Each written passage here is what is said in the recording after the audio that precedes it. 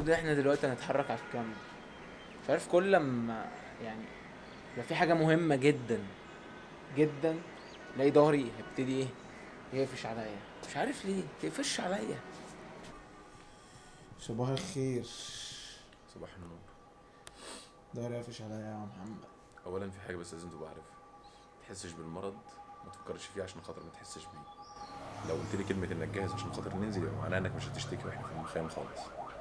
تاني حاجه، كلمه جاهز معناها انك معاك كل هدومك ومعاك كل المعدات الطبيه بتاعتك ومعاك كل المطهرات الصحيه بتاعتك ومعاك اي دواء كده ممكن تحطه تحت لسانك لو حسيت انك دايخ ولا حاجه عشان خاطر الضغط. كمان معنى كلمه انك جاهز ان الشوز بتاعك اللي هتلبسه ما يؤديش للانزلاق، لان كان في مطر موجود امبارح طول الليل، ده معناه ان كده المخيم كله طين. معنى كلمة جاهز انك معاك هدوم قطنية، لان درجة الرطوبة هنا اكتر من 100%، فهتلاقي نفسك بتعرق كتير. يلا بينا. نفطر ونتحرك على المخيم على طول ان شاء الله. السلام عليكم. فتح عبدين وكلم الهاي. السلام عليكم. كيف حالك؟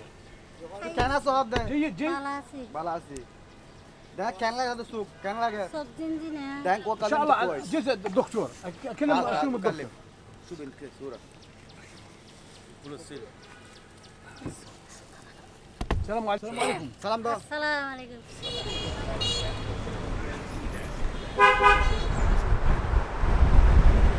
شوف هذا الشاطئ، هذا أكبر شاطئ في العالم. 160 كيلو 160.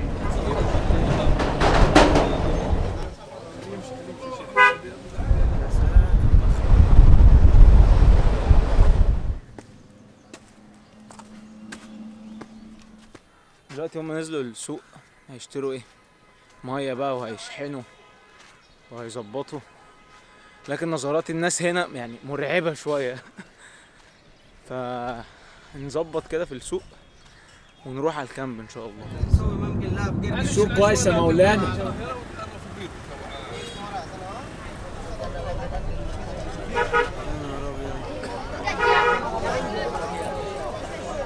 وصلنا الكامب. ما اعتقدش ان انا يبقى في فرصة كبيرة جدا ان انا اتكلم يعني.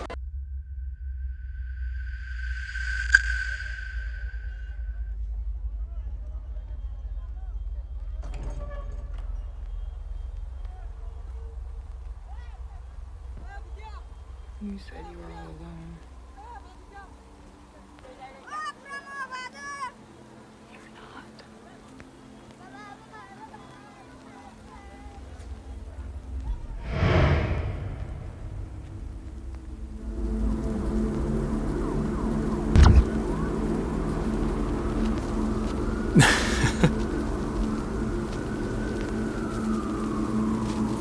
الله أكبر. صلوات صلوات عشوائي.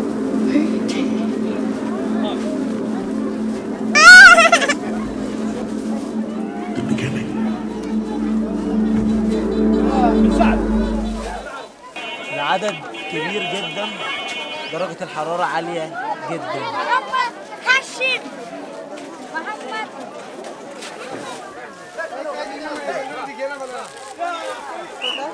نقدم إليكم رسالة عن تلك المدرسة، وفيها حاجات كثيرة لبناء المدرسة للبنات، والآبار، من حفل الآبار،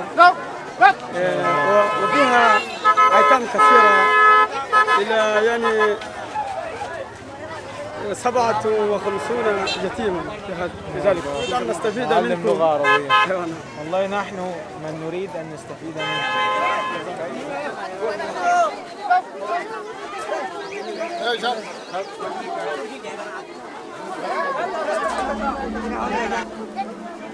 ناس بتتدافع جدا، جو تدافع والضغط.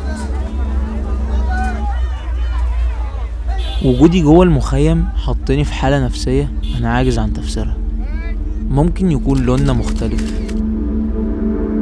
لغتنا مختلفة،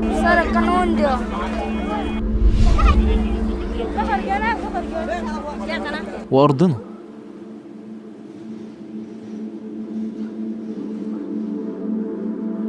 ومهما كانت الحواجز بينا بس بنقدر نتواصل. بيجمعنا حاجات كتير، الخوف، الأمل،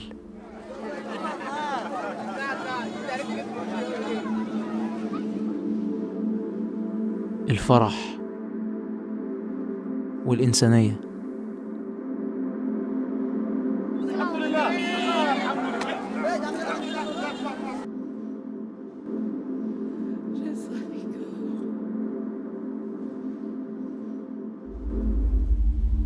في المخيم بتنسى احتياجاتك الضرورية، وحتى لو افتكرت مفيش طبعا مية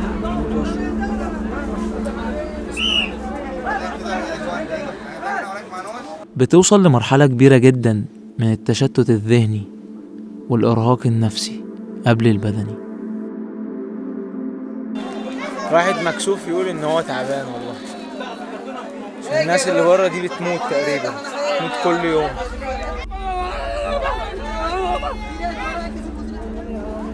احنا هي قفلنا الباب لان الضغط عالي جدا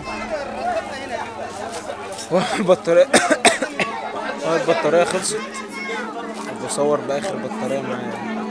كل واحد في المخيم عينيه بتحكي قصة هو عاشها.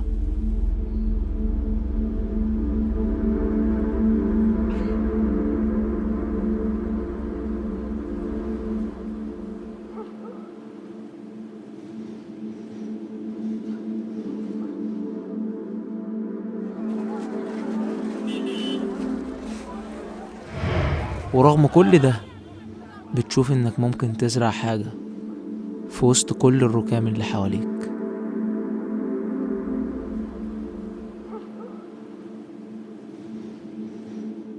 اي حال اي طفل صغير بيبقى مش لابس هدوم خالص بياخدوه هو بالذات يعني ويلبسوه.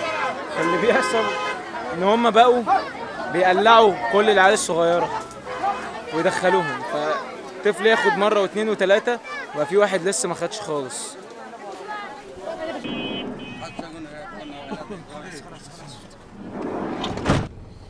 الحمد لله رب العالمين. مرة جدا في الله بيفي. انتهينا.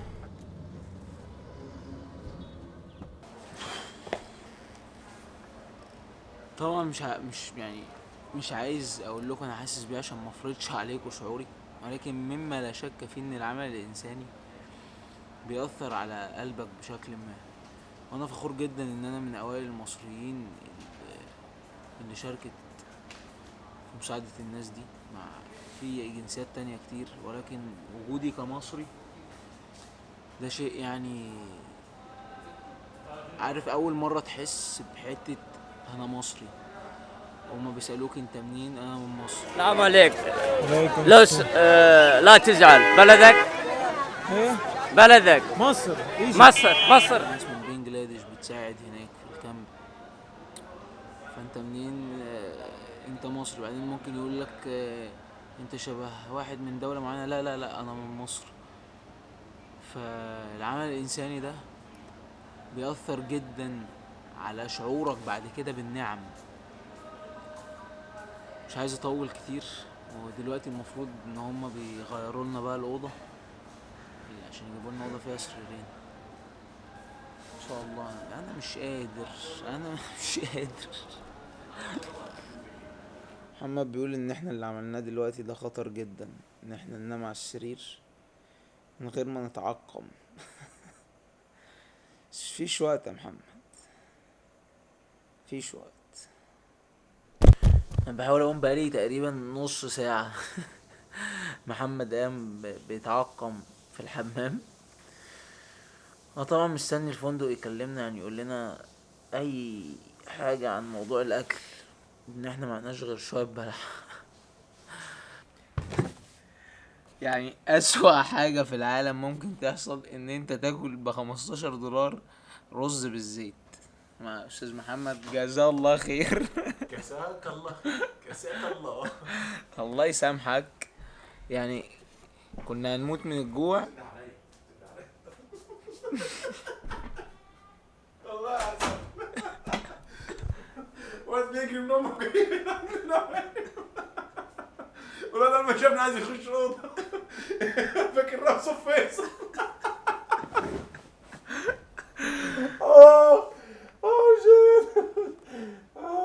بس يعني تخيلوا ان انا قاعد معاه في الاوضه. هقابلكم بالليل ان شاء الله.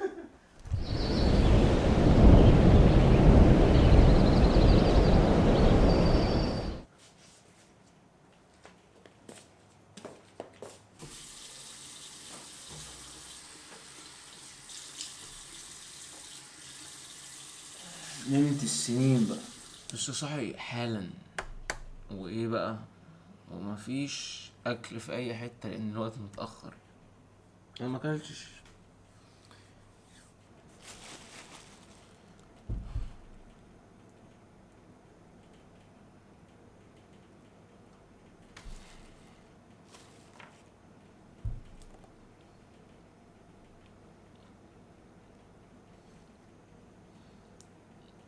عارف لما شفت الناس الصبح،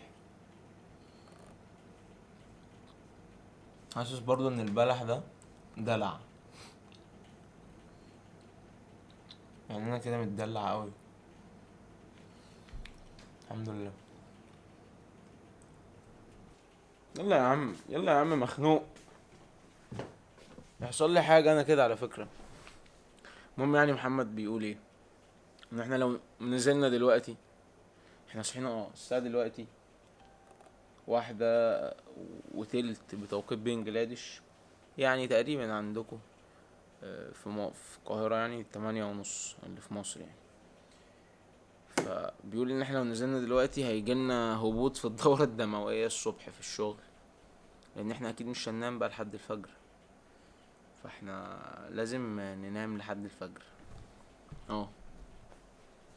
السلام عليكم. يا ابني انا مش عايز انام. انا اعمل ايه طيب؟ افتح نور البلكونه، اقعد في البلكونه. يا ابني احنا مش جايين نلعب. يا ابني عايز انزل، هتخنق لو طب فضلت انزل. في الأوضة. هموت، هيحصل لي انزل حاجه. بقى، انزل يلا. اروح فين بقى؟ في بنجلاديش لوحديا؟ فين في بعض؟ انت هتخرج دلوقتي في بنجلاديش بره؟ يا ابني. ده انا لو ابن وزير الخارجيه مش هخرج بره. ليه بقى؟ عشان خاطر غلط ان انا اطلع بره دلوقتي. ده اي واحد قصته جايه على الشمال ولا على اليمين هيمسكني دلوقتي يقلعني هدومي في الشارع. انت في طلبيه ولا في التميمي؟ انت فين يا ابني انت؟ هنزل شارع ال20 اللي في بنجلاديش ده وارجع على طول. اللي احنا فيه هنا ده انا.